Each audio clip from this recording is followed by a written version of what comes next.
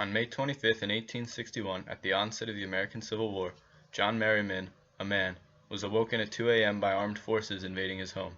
He was arrested that morning on charges of various acts of treason, including being in communication with rebel forces, also known as Confederates, and of being in commission with a company that confessed to its purpose of hostility towards the government. In other words, he was part of an organization that was against the government and was willing to attack it at any time. Imprisoned at Fort McHenry in Baltimore under the watch of General George Cadwalader, he requested a writ of habeas corpus to Supreme Court Justice Roger B. Taney. Taney approved. Cadwalader declined to respond, however, stating that the President, Abraham Lincoln, gave him permission to suspend Merryman's writ of habeas corpus. John Merryman, at the time of his arrest, was working against the Union. His state, Maryland, was threatening to secede and join the Confederacy, which made it a border state during 1861.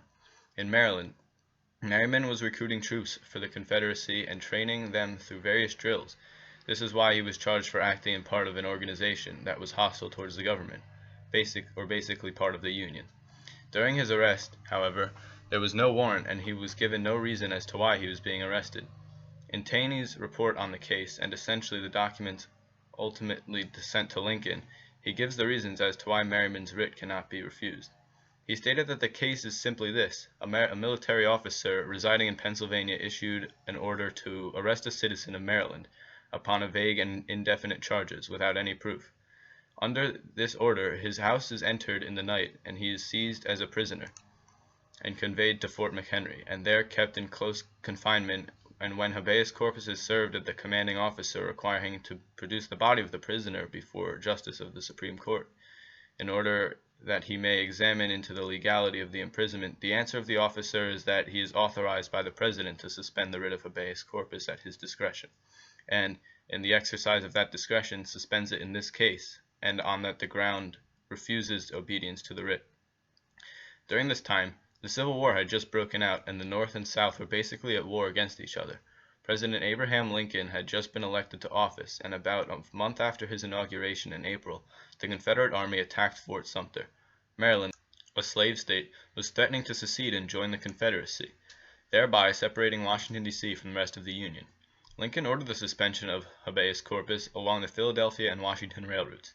Chief Justice Taney understands that the President is claiming the right to suspend the writ of habeas corpus himself, as he feels it is necessary and that he can delegate the authority to a military officer. The military officer then has the power to decide for himself if he will obey the writ or deny it. Taney is surprised that the President claimed this power because no official notice had been given to the courts of justice in any matter. Taney later referred to a clause in the Constitution to support his argument that Lincoln had exercised a power in which he did not have under the Constitution. This article specifically states that the authorization to suspend a writ of habeas corpus is reserved specifically for the legislative department. Moreover, the framers of the Constitution were very thoughtful and intentionally used words in a certain way in an effort to protect the liberties of the United States citizens. Based on their experience as British subjects before coming to the United States, the framers of the Constitution knew, and as English history had proved, that in the hands of the Crown the power to suspend a writ of habeas corpus was dangerous and oppressive to the citizens, and so would also be dangerous to the citizens of the United States if the President had the power to suspend such a writ. Chief Justice Taney was surprised that President Lincoln would claim the right to suspend a writ of habeas corpus, as he felt it was clearly detailed in the Constitution that only Congress had this power. Taney referred to another article in the Constitution and went on to state that since the language in the Constitution was so specific, direct, and written in simple terms, that it could not possibly be misunderstood by anyone and could not see a reason why the President in any emergency would think that he could authorize the suspension of a writ of habeas corpus.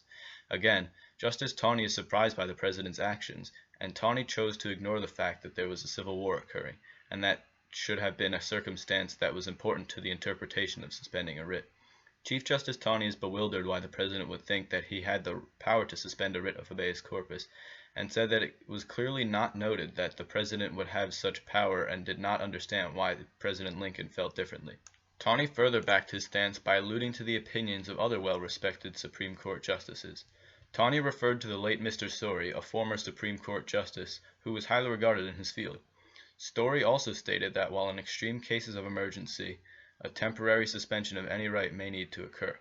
He also noted that at that point in time, Congress, since the Constitution had been established, had never authorized the suspension of a writ of habeas corpus. Taney, In reference to Story's commentary, is again questioning why Lincoln would think he had the authority to suspend a writ. Taney feels that when the Constitution was written, the things that England did that the framers felt were bad things were not included for a reason. Tawney noted that these framers of the Constitution did not want the executive branch to have more power than the English crown. If the President suspended a writ, he would have more power than the English crown, and that is exactly what the Constitution was not allowing to occur. In conclusion, Justice Tawney stated that the facts of the Constitution and detailed who, why, and what could cause a writ of habeas corpus to be suspended.